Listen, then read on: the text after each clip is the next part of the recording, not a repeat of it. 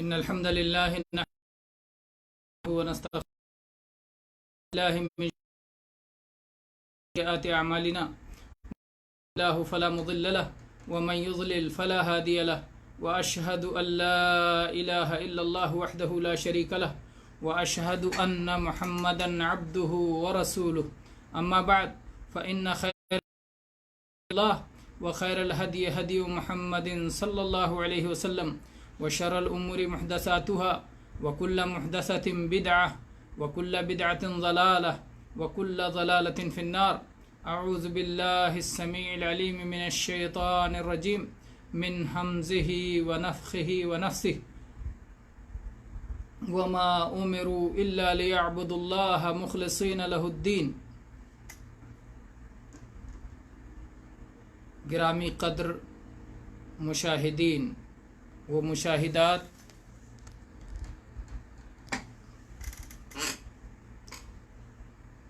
ہم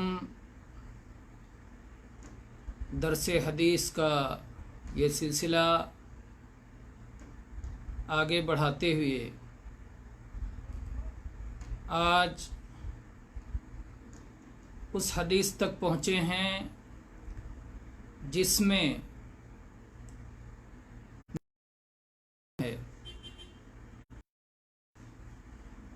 حافظ ابن حجر رحمہ اللہ کی کتاب بلوغ المرام من ادلۃ الاحکام سے کتاب الصیام کی احادیث ہم پڑھ رہے ہیں.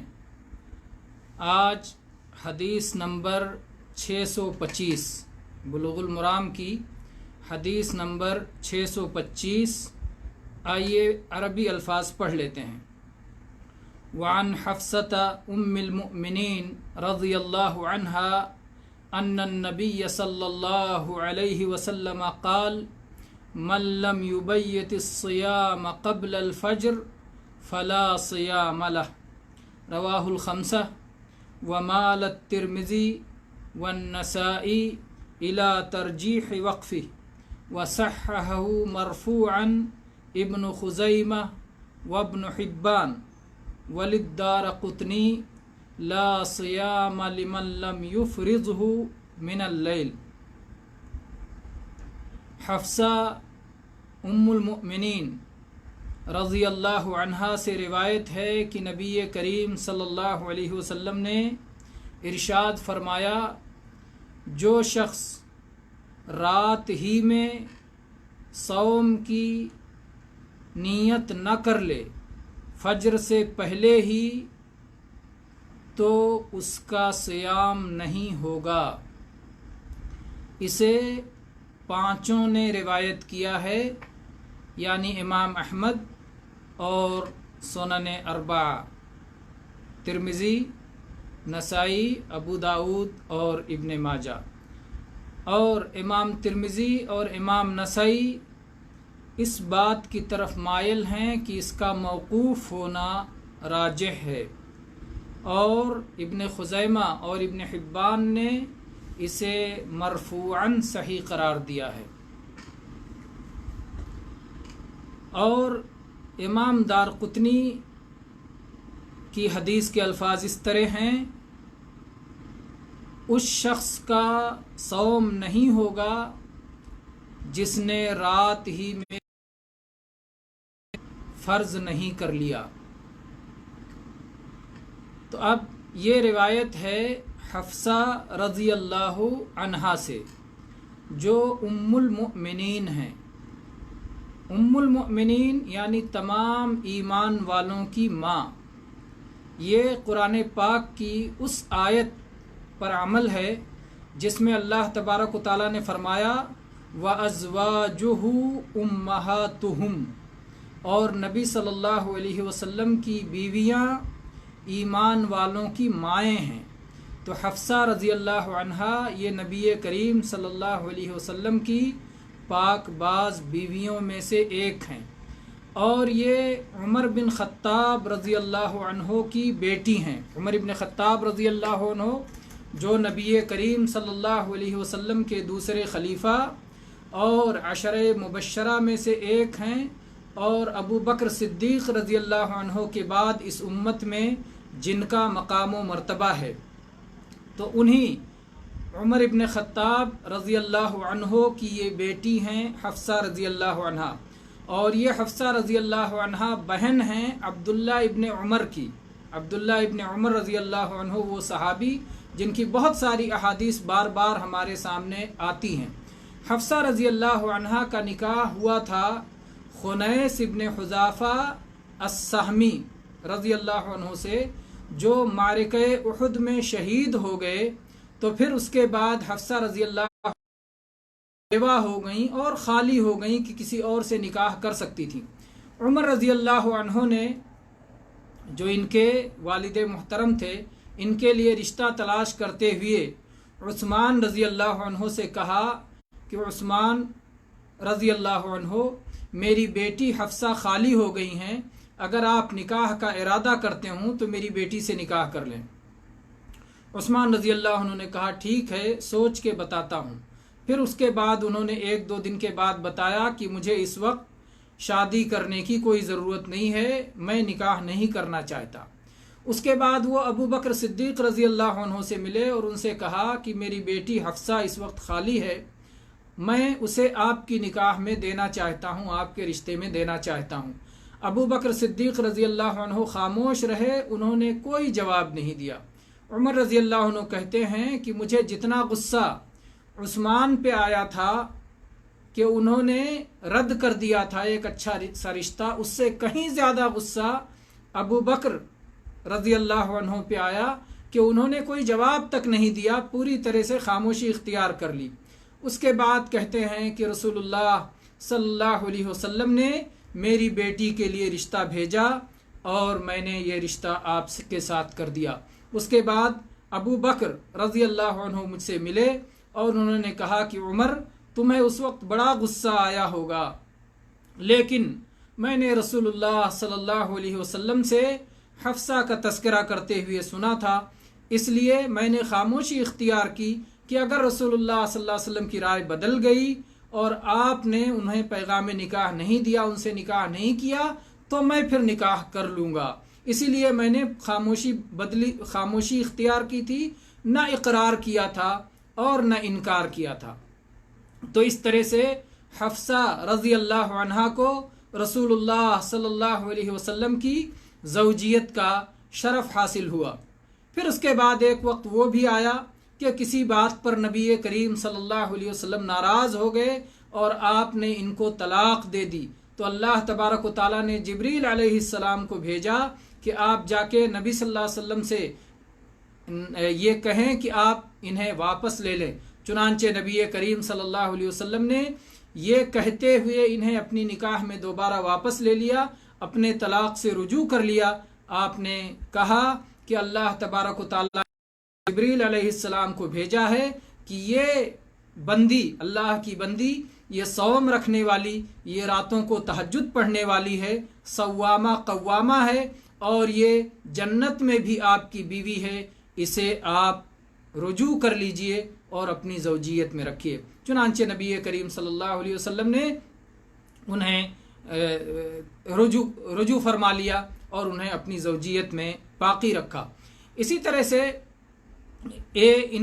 نبی کریم صلی اللہ علیہ وسلم کی وفات کے بعد کافی دنوں تک یہ زندہ رہیں، غالباً 40 یا 41 ہجری میں ان کی وفات ہوئی۔ تو بہرحال یہ ہیں اس حدیث کی روایت کرنے والی حفصہ رضی اللہ عنہا ام المؤمنین۔ کیا کہتی ہیں؟ کہتی ہیں کہ نبی کریم صلی اللہ علیہ وسلم نے فرمایا، من لم یبیت الصیام قبل الفجر فلا صیام لہ، کہ جس شخص نے رات ہی میں فجر سے پہلے ہی نیت نہیں کر لی، پختہ عزم نہیں کر لیا، تو اس کا صیام نہیں ہوگا۔ لم یبیت، بیات یہ رات میں کچھ کرنے کا نام ہے، اور رات دن ڈوبنے سے لے کر اور طلوع فجر صادق تک یہ رات ہے، اس کے اندر نیت کر لینا ہے۔ اگر کوئی شخص دن ڈوبنے سے پہلے ہی نیت کر لیا اگر کوئی شخص عصر میں نیت کر لیا کہ جو آنے والی رات ہے اور اس کے بعد جو آنے والا دن ہے اس دن میں صوم سے رہوں گا، تو کیا وہ نیت قبول ہوگی؟ ایک شخص جو ابتدائے رمضان ہی میں چاند دیکھتے ہی پورے 30 دنوں کی نیت کر لیتا ہے، ہر رات کیا اس کو پھر سے نیت کرنا پڑے گا؟ یہ سب مسائل اس حدیث کے تحت آتے ہیں۔ اگر کوئی شخص، اور عموماً یہی ہوتا ہے کہ جو مسلمان ہیں جب رمضان کا چاند دیکھتے ہیں اسی وقت دل میں یہ عزم کر لیتے ہیں، اگر وہ تندرست ہوتے ہیں، اگر انہیں کوئی سفر نہیں کرنا ہوتا ہے، اگر ان کے ساتھ کوئی مسئلہ نہیں ہوتا ہے، طاقتور ہوتے ہیں، جوان ہوتے ہیں، بہت بوڑھے اور کمزور نہیں ہوتے، تو وہ لوگ اپنے ایمان کے تقاضے کی بنیاد پر چاند دیکھتے ہی یا رمضان کی خبر ملتے ہی پکا عزم کر لیتے ہیں کہ مجھے پورے رمضان کا صوم انشاءاللہ رکھنا ہے۔ یہی جو نیت دل سے کرنے کا نام نیت ہے۔ نیت عربی میں کہتے ہیں نوا ینوی، اس شخص نے نیت کیا اور وہ نیت کرتا ہے۔ نوا اس کی اصل نون واو یہ ہے، اور آپ جانتے ہیں گٹھلی کو کیا کہتے ہیں عربی میں؟ نوا۔ نوات التمر، کھجور کی گٹھلی۔ گٹھلی کہاں ہوتی ہے؟ باہر ہوتی ہے کہ اندر ہوتی ہے؟ پھل کے اندر ہوتی ہے گٹھلی، باہر نہیں ہوتی۔ نیت وہ ہے جو آپ کے اندر ہو، باہر نہیں۔ نیت جو آپ کے دل میں ہو۔ نیت دل سے عمل کرنے کا نام ہے، نیت زبان سے کہنے کا نام نہیں ہے۔ زبان سے کہنے کا نام اعلان ہے، زبان سے کہنے کا نام اظہار ہے، زبان سے کہنے کا نام کسی کو اطلاع دینا ہو سکتا ہے، زبان سے کہنے کا نام نیت نہیں ہے۔ نیت وہ ہے جو آپ کے دل میں ہے، جیسے گٹھلی جو ہے کھجور کے اندر ہوتی ہے، دوسرے پھلوں کے اندر ہوتی ہے، تو اسی سے ہے۔ نیت اور نوات مادہ ایک ہی ہے۔ اور لفظ سے، زبان سے باقاعدہ نیت کرنا، یہ نہ نبی کریم صلی اللہ علیہ وسلم کا طریقہ رہا، نہ آپ کے صحابہ کرام کا طریقہ رہا، نہ ائمہ اربعہ کا طریقہ رہا۔ کسی نے اس کی تعلیم بھی نہیں دی۔ نیت زبان سے کرنے کی تعلیم کسی نے نہیں دی، کسی نے نہیں سکھایا۔ پتہ نہیں بعد میں کس بزرگ نے، کس عالم نے، کس شخص نے اور کس کے وسوسے سے نیت کے الفاظ لوگوں کو سکھانا شروع کر دیا، نویتو اور کیا کیا۔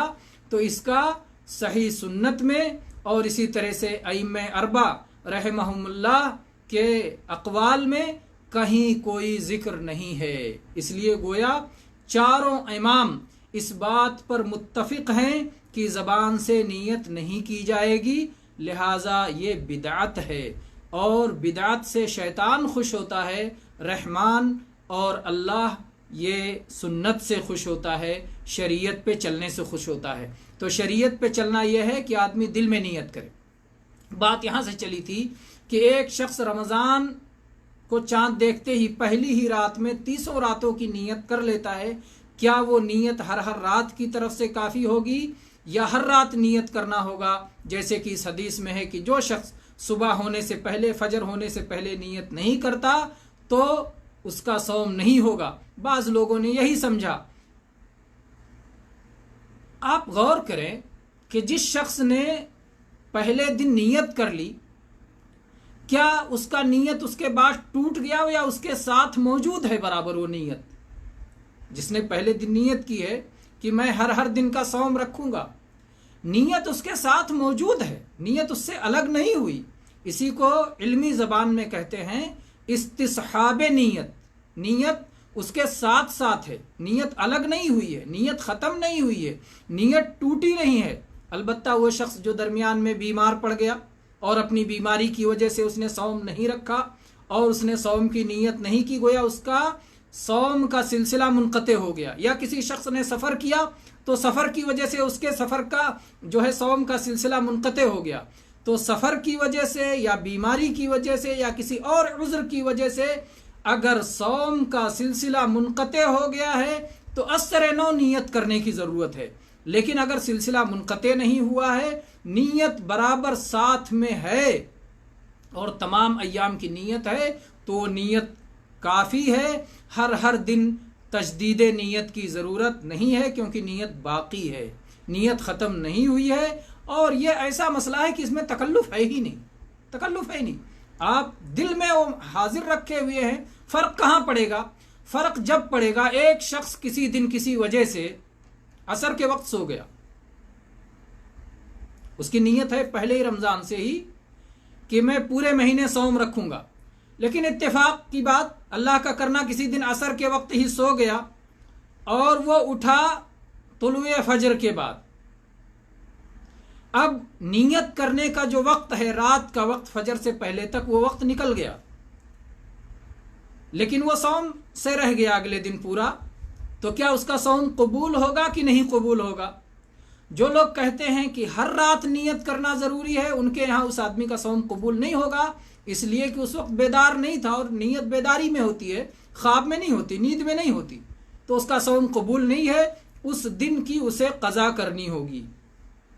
لیکن اگر کوئی شخص رات میں بیدار ہوا، اس نے سحری کھائی، تو سحری کیوں کھا رہا ہے؟ اس لیے کہ صوم رکھنا چاہتا ہے، تو وہی نیت ہے دل میں، اس کے دل میں نیت ہے، اس کے وہی تو ہر دن نیت کرنا، یعنی نیت دل میں حاضر ہو، شعور ہو، احساس ہو۔ نیت میں دو باتیں اہم ہیں، ایک یہ کہ یہ جو میں کرنے جا رہا ہوں یہ اللہ کی عبادت ہے، اللہ کی خاطر کرنے جا رہا ہوں، اور دوسرے کی اس عبادت کو متعین کریں کہ وہ فرض عبادت ہے یا سنت عبادت ہے یا نفل عبادت ہے، کس طرح کی عبادت ہے۔ تو یہاں نبی کریم صلی اللہ علیہ وسلم نے اس حدیث میں فرمایا کہ جس شخص نے صیام کی نیت رات ہی میں نہیں کی، فجر سے پہلے فلا صیام لہ، تو اس کا صیام نہیں ہوگا۔ فجر سے پہلے، فجر کیا ہے؟ فجر کسے کہتے ہیں؟ اہل علم کی زبان میں فجر دو طرح ہوتا ہے، ایک کو کہتے ہیں فجر کاذب اور ایک کو کہتے ہیں فجر صادق، فجر صادق اور ایک کو کہتے ہیں فجر کاذب۔ فجر صادق سے متعلق ہے یہ، فجر صادق سے پہلے فجر کاذب کے وقت میں بھی اگر کوئی نیت کر لیتا ہے تو نیت قابل قبول ہے۔ فجر صادق سے پہلے تک نیت کرنا ہے، کیونکہ جب فجر صادق طلوع ہو جاتا ہے اس کے بعد میں صوم کا وقت شروع ہو جاتا ہے۔ فجر صادق اور فجر کاذب میں کیا فرق ہے؟ دو فجر ہے، ایک فجر صادق، ایک فجر کاذب۔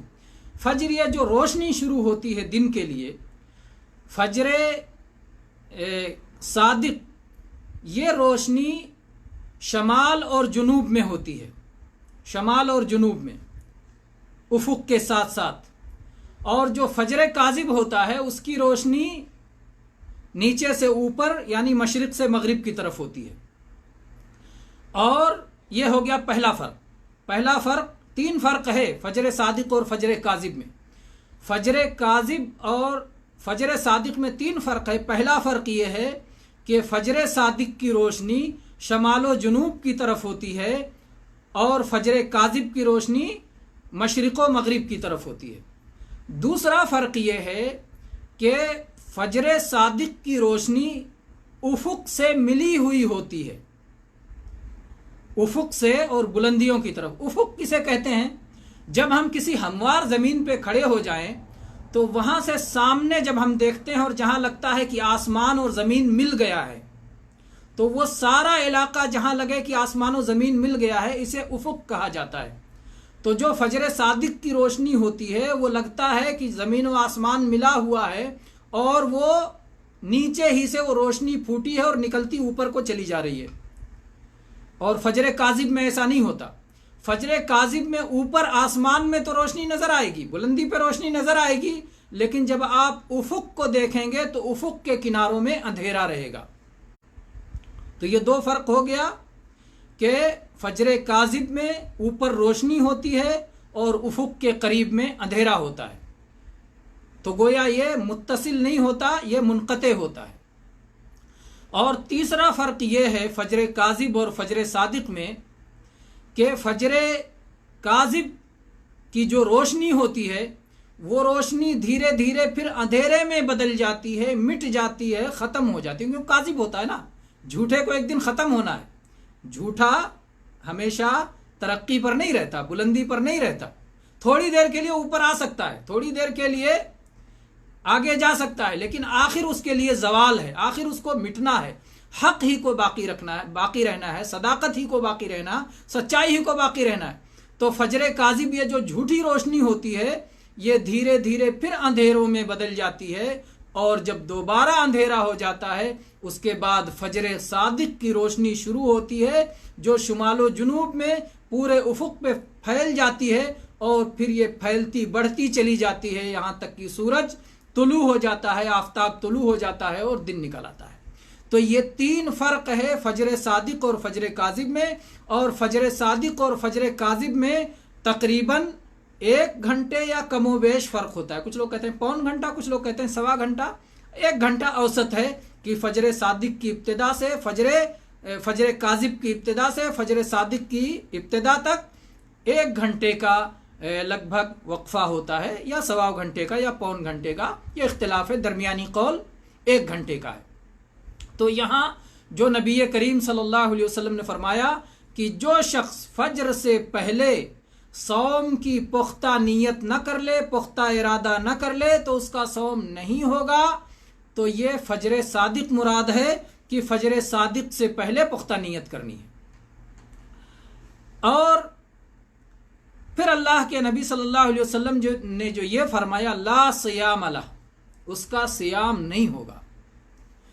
کہیں بھی جب عربی زبان میں یا شریعت میں کسی چیز کا اس طرح انکار کیا جائے، جیسے کہا جائے لا رب الا اللہ، کوئی رب نہیں سوائے اللہ کے، تو کوئی رب نہیں کا 3 مطلب بن سکتا ہے۔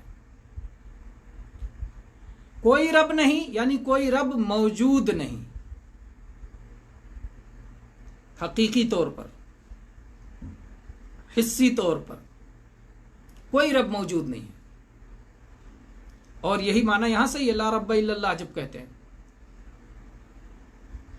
دوسرا معنی یہ بنتا ہے کہ اس کا وجود تو ہے، موجود تو ہے، لیکن شرعی اعتبار سے موجود نہیں ہے، شریعت اسے کالعدم مانتی ہے، گویا وہ صحیح نہیں ہے، وہ برحق نہیں ہے۔ جیسے لا الہ الا اللہ، لا الہ کوئی معبود نہیں ہے الا اللہ سوائے اللہ، تو لا الہ کوئی معبود موجود نہیں اگر ہم کہیں تو یہ بالکل حقیقت کے خلاف ہے۔ کتنے معبود موجود ہیں لیکن وہ معبود برحق نہیں ہیں، سچے نہیں ہیں، لائق عبادت نہیں ہیں، جھوٹے ہیں، شرعی طور پر ان کا وجود درست نہیں ہے، تو گویا کسی کا معبود ہونا صحیح نہیں، لا معبود بحق، کسی کا معبود ہونا برحق نہیں، کسی کا معبود ہونا صحیح نہیں ہے سوائے اللہ کے۔ تو 2 معنی ہو گیا، ایک یہ کہ وجود حقیقی کا انکار، وجود حصی کا انکار، دوسرا یہ کہ وجود شرعی کا انکار یعنی اس کے درست ہونے کا انکار ہو۔ تو اگر وجود حصی ہے، ثابت ہے، تو پھر اس کو محمول کریں گے ہم وجود شرعی پر یا صحت پر، جیسے یہاں ہے اگر کوئی کہے لا صیام لمن لم یبیت الصیام قبل الفجر، اس شخص کا صوم ہی نہیں ہوگا جس نے فجر سے پہلے نیت نہیں کی، تو کیا موجود نہیں ہوگا؟ اگر کسی شخص نے نیت نہیں کی، نیت کے بغیر بھوکا پیاسا رہ گیا پورا دن، ہو سکتا ہے؟ وجود تو ہے، حصی وجود تو ہے، کونی وجود تو ہے، قدری وجود تو ہے، لیکن شرعی وجود نہیں ہے۔ اللہ کے ہاں اسے درست نہیں مانا جائے گا، اللہ کے ہاں اسے برحق نہیں مانا جائے گا، اس لیے لا صوما سے یہاں جو انکار ہے یہ صحت کا انکار ہے، وجود کا انکار نہیں ہے۔ تیسرا معنی بنتا ہے اگر وجود بھی ثابت ہو جائے اور شرعی طور پر شرعی وجود بھی ثابت ہو جائے تو پھر تیسرا معنی ہوتا ہے کمال کا، یعنی موجود تو ہے لیکن کامل موجود نہیں ہے، ناقص طور پر موجود ہے۔ جیسے نبی کریم صلی اللہ علیہ وسلم کی حدیث لا ایمان لمن لا یأمن جارہ بوائقہ، اس آدمی کے پاس ایمان نہیں جس آدمی کے پڑوسی اس کی شرارتوں سے محفوظ نہیں۔ کیا کوئی ایسا ایمان والا نہیں ہو سکتا ہے کہ جس کے پڑوسی اس کی شرارتوں سے محفوظ نہ ہوں؟ ہو سکتا ہے۔ یہ وجود حسی ہو گیا۔ آپ کتنے لوگوں کو دیکھیں گے جو کلمہ پڑھتے ہیں، ایمان رکھتے ہیں، اللہ رسول سے محبت کرتے ہیں، لیکن پڑوسی کے حقوق ادا نہیں کرتے بلکہ تکلیف پہنچاتے ہیں، ان کی شرارتوں سے پڑوسی پریشان رہتا ہے۔ تو ایمان یہاں وجود ایمان کا ہے وجود حسی، اور وجود شرعی بھی ہے، کیونکہ اصل ایمان اگر کسی کے پاس ہے، اگر دل میں ارکان ایمان پر اسے پورا یقین ہے اور زبان سے اس کا اقرار ہے، تو ایمان اس کے پاس ہے۔ ارکان ایمان جو ہے 6، تو ایمان شرعی بھی ہے۔ تو گویا یہاں مراد ہے کمال ایمان، لا ایمان یعنی لا ایمان کاملاً، ایسے آدمی کا ایمان کامل نہیں ہے جس کے پڑوسی اس کی شرارتوں سے محفوظ نہیں ہیں۔ تو یہاں انکار کا کبھی بھی 3 معنی ہوتا ہے۔ اس حدیث میں لا صیامہ، اس آدمی کا صوم نہیں ہوگا جو آدمی فجر سے پہلے ہی نیت نہ کر لے، یہ اس سے مراد صحت ہے، اس سے مراد وجود شرعی ہے کہ شرعی طور پر کوئی بھی صوم درست نہیں ہے جس میں فجر سے پہلے ہی نیت نہ کر لی جائے، پکا ارادہ نہ کر لیا جائے۔ یہاں پر یہ مسئلہ بھی دیکھتے چلیں کہ یہ حدیث موقوف ہے یا مرفوع ہے۔ امام ترمذی اور امام نسائی کہتے ہیں کہ یہ حدیث موقوف ہونا راجح ہے۔ امام ابن حبان اور امام ابن خزیمہ کہتے ہیں کہ مرفوع ہونا راجح ہے۔ گویا محدثین میں اس مسئلے میں اختلاف ہے، کیا ہوتا ہے مرفوع اور کیا ہوتا ہے موقوف۔ مرفوع ہونے کا مطلب کہ اللہ کے نبی نے یہ بات فرمائی ہے، اور موقوف ہونے کا مطلب کہ حفصہ رضی اللہ عنہا نے یہ بات کہی ہے۔ اب ہمارے پاس 2 راوی ہیں، ایک راوی کہتا ہے کہ اللہ کے نبی نے فرمایا، حفصہ رضی اللہ عنہا نے کہا کہ اللہ کے نبی نے فرمایا، اور ایک راوی کہتا ہے کہ حفصہ رضی اللہ عنہا نے فرمایا، اللہ کے نبی کا ذکر وہ چھوڑ دیتا ہے، اور دونوں راوی سچے ہیں۔ تو اس لیے اس میں کوئی تعارض نہیں ہے، کوئی تعارض نہیں ہے، اس لیے کہ ممکن ہے حفصہ رضی اللہ عنہا نے ایک بار اللہ کے نبی کا نام لے کے بیان کیا ہو، اور اس راوی نے وہی سنا جس وقت وہ روایت کر رہی تھی، اور دوسرا راوی جب وہ بھی سچا ہے اس نے اس وقت حدیث سنی جب انہوں نے اللہ کے نبی کا نام چھوڑ دیا تھا، صرف مسئلہ بیان کر رہی تھی۔ تو ایک روایت ہے اور ایک حکایت ہے، گویا مسئلہ بیان کیا جا رہا ہے ایک جگہ، اور ایک جگہ حدیث روایت کی جا رہی ہے، اور ایک ثقہ شخص، قابل اعتماد شخص، معتبر شخص کہہ رہا ہے، تو اس لیے وہ زیادت ثقہ ہے اور وہ قابل قبول ہے۔ اگر اس نے صرف ذکر نہیں کیا اللہ کے نبی کا نام، تو اس کا مطلب یہ نہیں کہ یہ حدیث مرفوع نہیں ہے، یہ حکمی طور پر مرفوع ہے، اپنی طرف سے تو یہ بات نہیں کہہ سکتی ہیں، اور حکماً بھی مرفوع ہے اور حقیقتاً بھی مرفوع ہے، کیونکہ ثقہ راوی کے ذریعے سے اس طرح کا بیان آ چکا ہے۔ تو ایسے مسئلے میں اس کا مرفوع ہونا ہی راجح یہ ہے کہ یہ حدیث مرفوع ہے، اس کا مرفوع ہونا ہی راجح ہے، اور اس معاملے میں امام ابن خزیمہ اور امام ابن حبان رحمہم اللہ کی بات قوی ہے۔ تو یہ ہو گیا مسئلہ کہ دونوں میں کوئی ٹکراؤ نہیں ہے، موقوف یا مرفوع ہونے میں دونوں صورتوں میں یہ نبی کریم صلی اللہ علیہ وسلم تک ثابت ہو جاتا ہے۔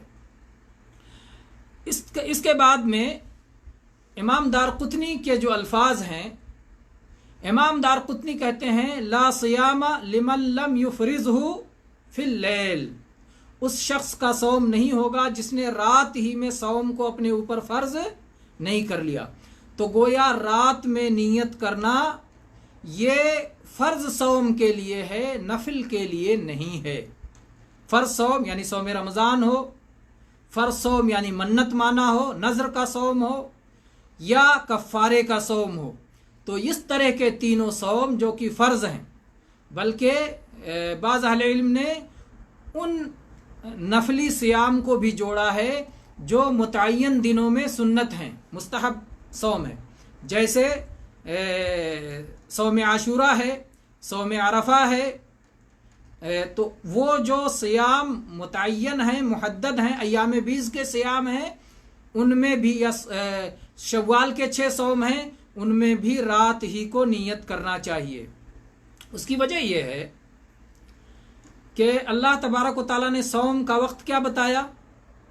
اللہ تبارک و تعالیٰ نے فرمایا وَكُلُوا وَاشْرَبُوا حَتَّى يَتَبَيَّنَ لَكُمُ الْخَيْطُ الْأَبْيَضُ مِنَ الْخَيْطِ الْأَسْوَدِ مِنَ الْفَجْرِ، اور تم کھاؤ اور پیو یہاں تک کہ رات کی سیاہی اور صبح کی سفیدی جو فجر کے ذریعے ظاہر ہوتی ہے وہ پوری طرح واضح ہو جائے۔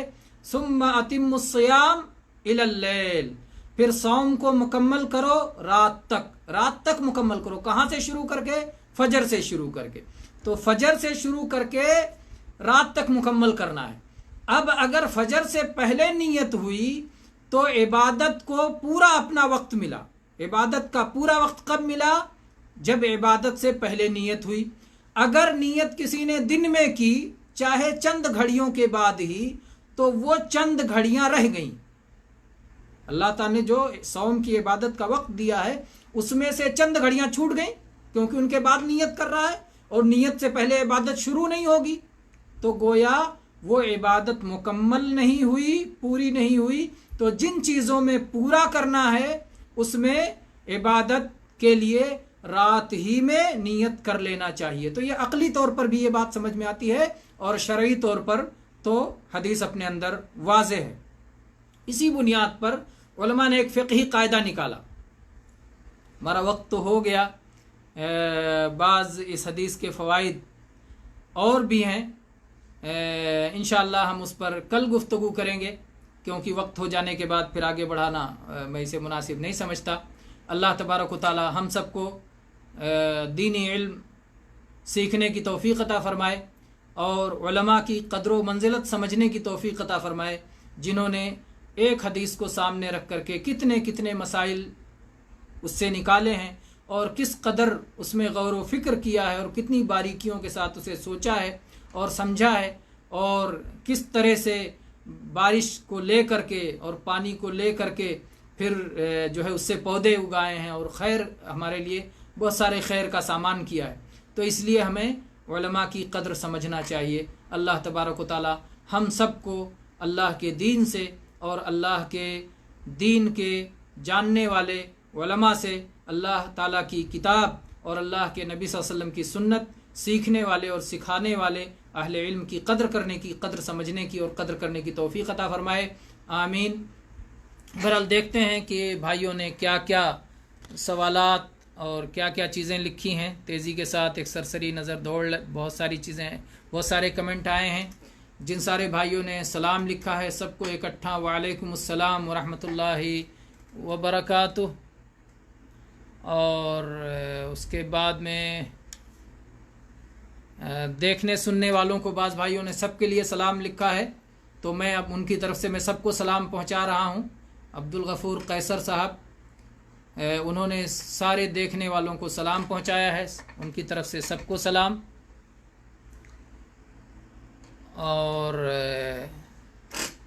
جب ہم شام کو ہی صوم کی نیت کر لیتے ہیں تبھی یہ کیا ہے، تبھی تو عشاء کی صلاح کے ساتھ تراویح پڑھتے ہیں۔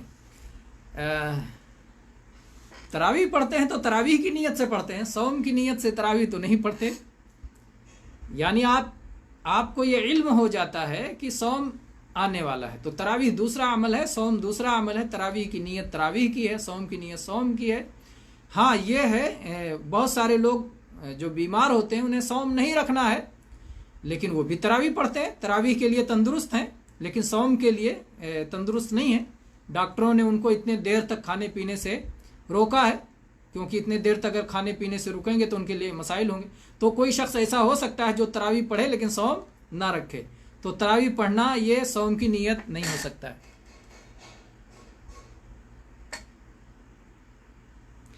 جن بھائیوں نے دعائیں کی ہیں اللہ تبارک و تعالیٰ وہ دعائیں سب کے لیے قبول فرمائے اور سب کے ساتھ اللہ تعالیٰ آسانیاں فرمائے۔ صبح میں ساری زندگی سے سحری کے لیے اٹھتا ہوں روزہ رکھنے کے لیے، اور سب کو گھر میں اٹھاتا ہوں، پھر سحری تیار ہوتی ہے، نیت رات کو بھی پھر سحری سے پہلے بھی۔ ماشاءاللہ تجدید نیت ہے، ایک چیز کا رینیول ہوتا رہتا ہے، تجدید ہوتی ہے، تجدید نیت ہے۔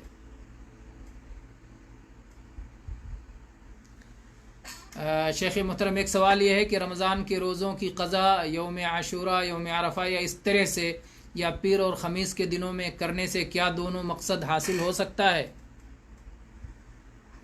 یعنی قضائے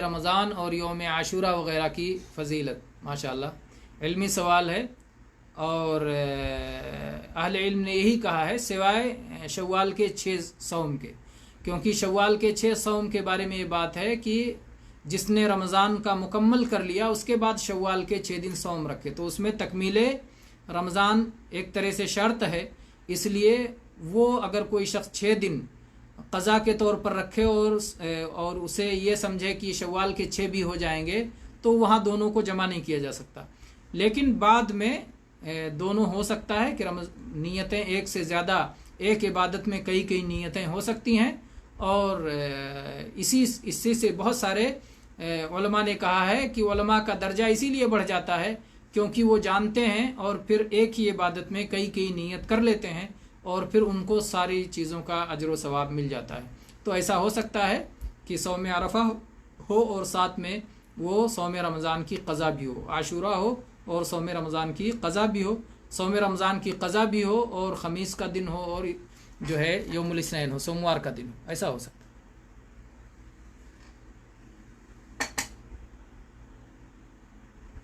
جزاکم اللہ خیر۔ اسی طرح کے کمنٹس تھے، تو یہ جو ہے اب میرے خیال سے کوئی سوال وغیرہ باقی نہیں رہ گیا ہے، اور انشاءاللہ اس حدیث سے متعلق کچھ اور بھی اہم باتیں ہیں، کچھ اور بھی فائدے ہیں اس حدیث میں، جسے ہم انشاءاللہ کل کے درس میں لے لیں گے اور پھر اس کے بعد آگے کی طرف بڑھیں گے۔